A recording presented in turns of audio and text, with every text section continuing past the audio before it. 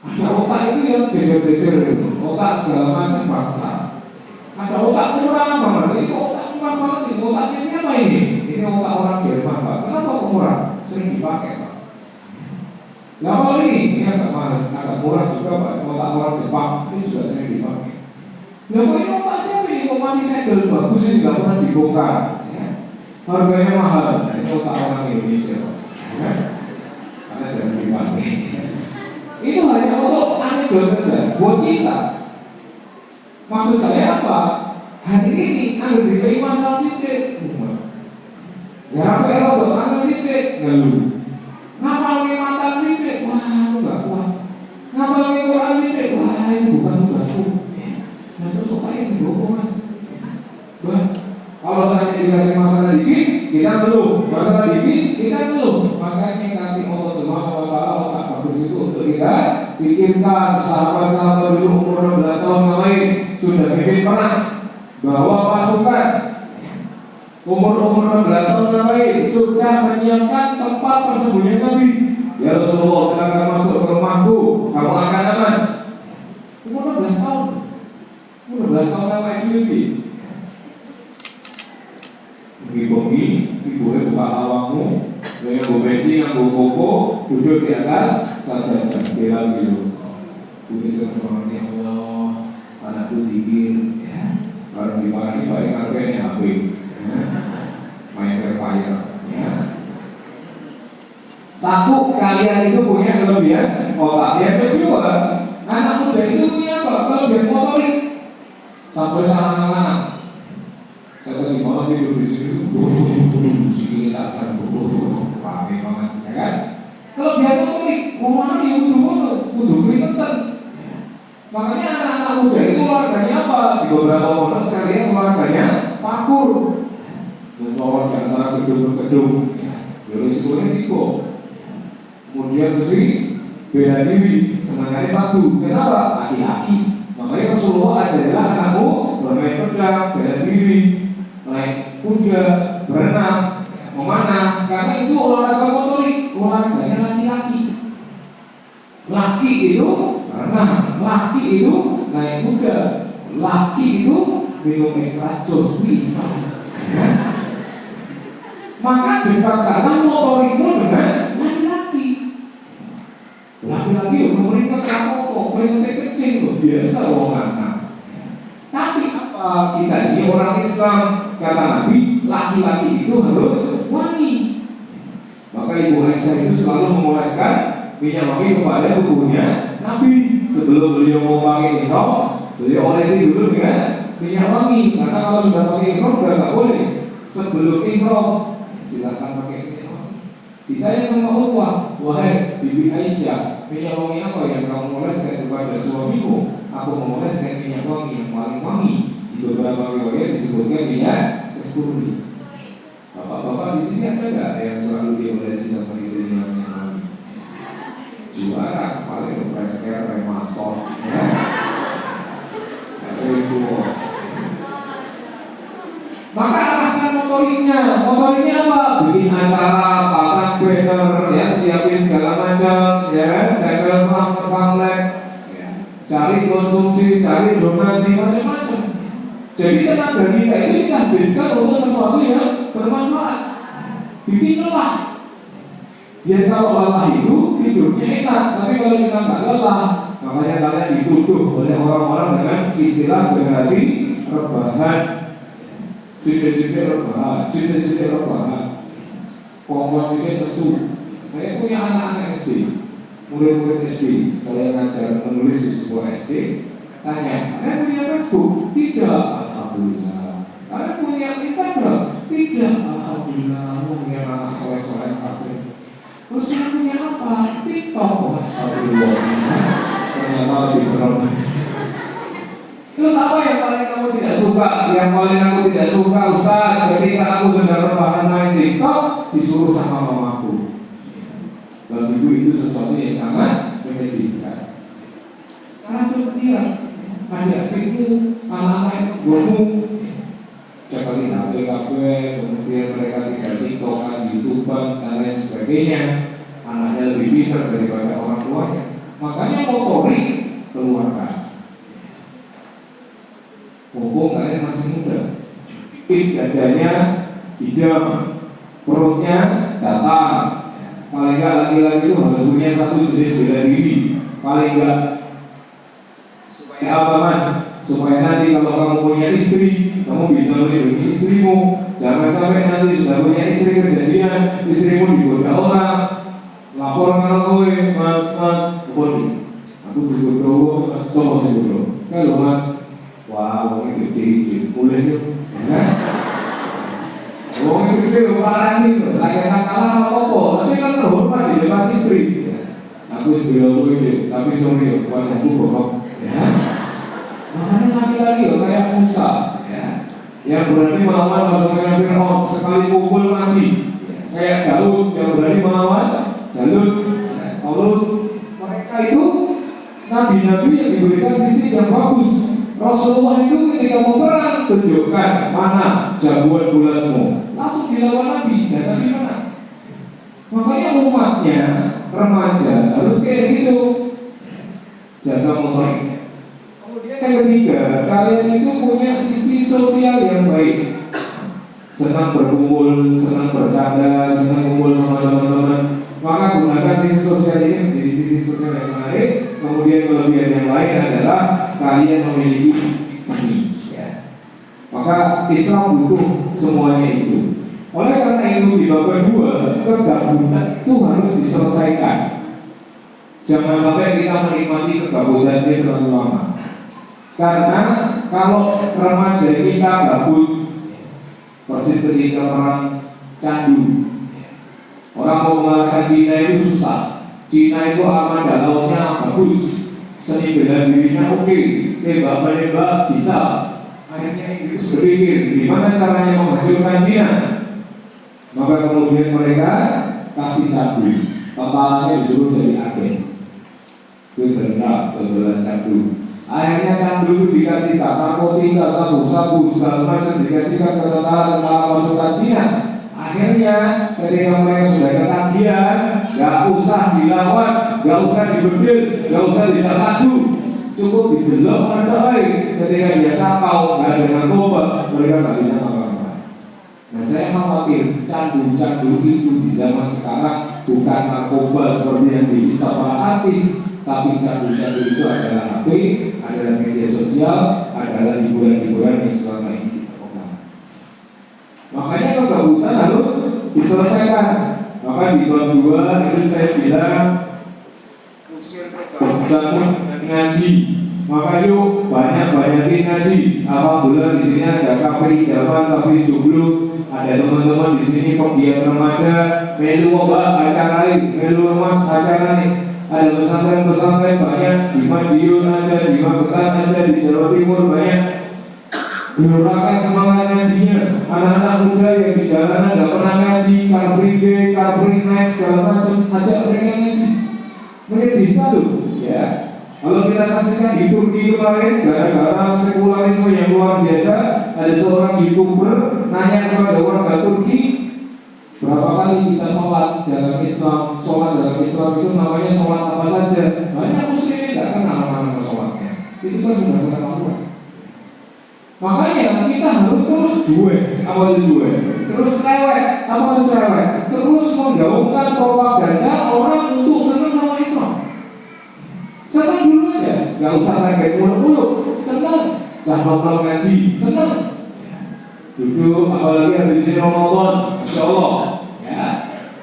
Nanti dari pesantren di Hidayatullah ini sebarkan ke warga, satu orang satu masjid. Isi kultum di situ, jadi imam di situ, rasakan gimana cara berbaur dengan masyarakat. Biar kita tahu, oh begini kok rasanya berbaur dengan masyarakat. Jangan sampai Islam itu dengan masyarakat seperti minyak dengan air, saling menjauhi. Maka jangan muncul-muncul emas, jangan ngaji. Bro, bukan salah bro. Wah, aku jadinya biasa banget bro. Tapi karena aku doa terus tadi aku beli Gusti Allah, saya ngambek rasa sholat. Ojo ngambek bro, sholat itu adalah kewajiban fardu ain. Imam Al-Qurtubi mengatakan barang siapa meninggalkan sholat maka baginya 15 siksaan. 6 siksaan ketika di dunia, 3 siksaan ketika mau mati, 3 siksaan ketika di dalam kubur, dan 3 siksaan lagi ketika dia dibangkitkan dari kuburannya. Maka bagi anak muda yang saat ini sering meninggalkan sholat itu suate banget. Percaya nanti silahkan aja bikin survei di SMA negeri, SMP swasta, SMA swasta, kita ambil 10 sampel saja. SMA ini 10 orang, SMP ini 10 orang. Kita tanya dengan pertanyaan, jawaban ya dan tidak. 5 pertanyaan toh. Apakah kamu masih sholat? Ya tidak. Apakah kamu muslim? Ya tidak.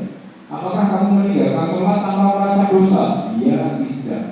Apakah ketika kamu meninggalkan sholat biasa saja? Ya tidak. Gitu aja. Nanti kita akan kaget remaja yang dimuliakan Allah bahwa ternyata banyak umat Islam yang tidak sholat. Karena kita merasa berada di zaman yang aman. Kocok-kocoknya ngaji kabeh, tapi coba kalau di luar sana banyak. Kalau misalnya kamu Jumat, kamu safar, kamu bukan orang Magetan, safar aja, naik ke Tamangu, ke Cemoro Kandang, Cemoro Sewu. Pas Jumat jam 12 siang, lihat berapa yang di pinggir jalan, berapa yang nggak Jumatan pada laki-laki. Ketika ditanya muslim mas, muslim, safar mas, enggak, kenapa nggak Jumatan? Aku mas, males. Ya. Maka kemudian di halaman 52 saya juga bahas juga tentang kenapa pada alergi ngaji. Gak boleh kita merasa alergi ngaji. Apa belum ngaji? Aku yang ngaji bisa menyorong sekali terus disinggir-singgir ditabrak-tabrak. Ya. Makanya saya tidak setuju ya kalau misalnya di TikTok itu ada konten-konten seperti ini. Ada cewek misalnya ya, kamu kayak video menang orang melalui kamera terus pakai itu bisa. Jangan urusi hidupku, biarlah aku seperti aku. Baik buruknya aku sendiri yang mengalaminya. Kamu tidak perlu ikut campur. Biarlah malaikat saja yang mencatat amaku, kamu jangan ikut-ikutan. Kalimat itu kesannya bagus, kesannya jelek, tapi itu sebenarnya kalimat karena seorang remaja itu tidak mau dinasihati. Jangan urusi aku loh, soalnya sekarang urusi kamu. Saya ini cuma mau mendakwai kamu. Orang hidup di dunia kok pengen sendirian, gak bisa. Kalau misalnya hidup di dunia pengen sendirian, nanti kalau mati suruh berangkat sendiri ke kuburan, bisa nggak? Ya mesti butuh apa? Makanya sekarang ada gelombang ini, gelombang apa? Resto, rasa kursi aku, tapi awak kuwi, aku dewi sing mengalami. Jangan bilang itu. Seorang anak muda Muslim itu punya kewajiban. Kewajibannya apa? Berdakwah kepada Allah. Ajak manusia sebanyak-banyaknya, lailan wa nahron, malam, pagi, siang, ajak orang kepada kebaikan. Nabi Ibrahim saja 900 tahun beliau hidup, 500 tahun beliau dakwah. Malam beliau berdakwah, mengikutnya cuma berapa? 81 orang. Makanya jangan alergi ngaji. Kemudian di sini ada tulisan muda itu tahan cobaan. Apakah kamu mengira kita akan dibiarkan mengatakan kita beriman sebelum Allah menguji kita? Makanya usia muda itu mas adalah ujian. Di saat kaki kamu siap untuk berlari, di saat tangan kamu masih sehat, di saat tubuh kamu tidak ada sakit apa-apa, Allah ingin melihat siapa di antara kalian yang berjihad dan siapa di antara kalian. Ini kan cobaannya banyak. Gue pas ganteng-gantengin ya, wakil sampai itu sisa kalau gue suaramu ya be, ngajimu ya be. Dalam berikutnya adalah pembacaan ayat suci Al-Quran kepada ananda jenengmu disebut. Maju ini. A'udzu billahi minasyaitonir rajim.